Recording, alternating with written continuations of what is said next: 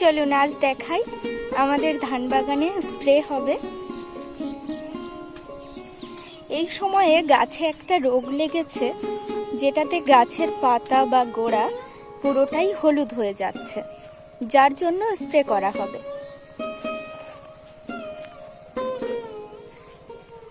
কি সুন্দর লাগছে না?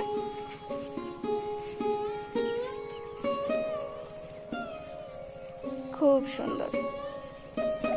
এই যে তারটা দেখতে পাচ্ছেন, এই তারটা বাড়ির থেকে এসেছে, বাড়ির মিটার থেকে টানানো। এই তার দিয়ে কারেন্ট এসে মোটরে জল দেওয়া হয় বাগানে। দেখুন বন্ধুরা, এইটা আমাদের ধান বাগান, কত সুন্দর হয়েছে দেখুন, খুব সুন্দর, অসাধারণ।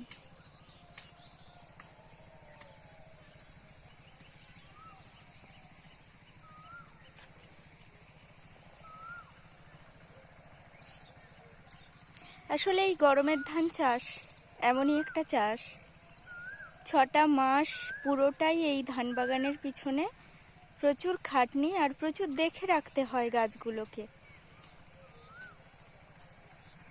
খুব এই সময়, গরমের সময় খুব রোগ পোকার আক্রমণ হয়, যার জন্য প্রত্যেকটা গাছ প্রত্যেকটা সময় খেয়াল রাখতে হয়।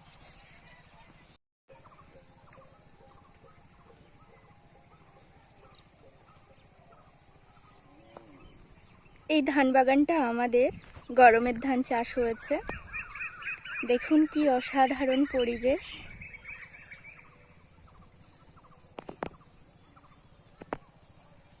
কি সুন্দর গাছের চেহারা না, বর্ষাকালের মতো। কোকিল ডাকছে, কি অসাধারণ পরিবেশ।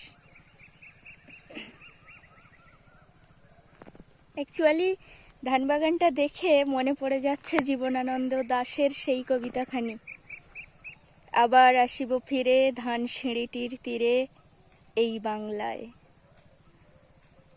কি অপূর্ব সুন্দর না?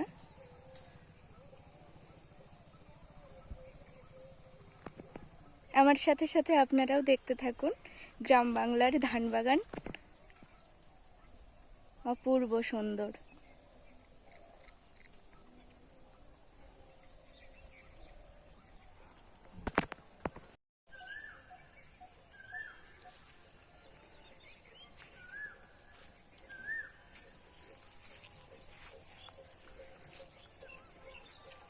ধান কিন্তু একটা দুটো করে ফুলে বেরোতে শুরু হয়েছে।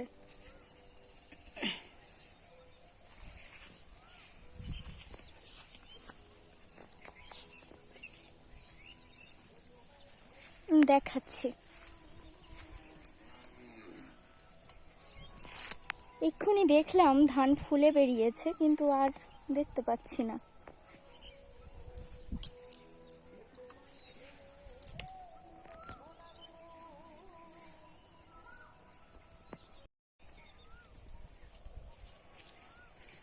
এই যে ধান বেরিয়ে গেছে গাছের ভিতর থেকে, এই ধানগুলো,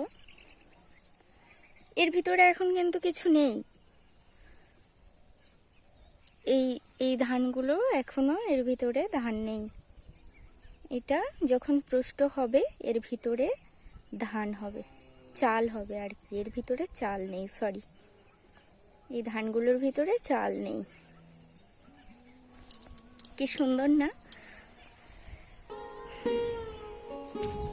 আমার এই মিনি ব্লগ আপনাদের কেমন লাগলো অবশ্যই জানাবেন।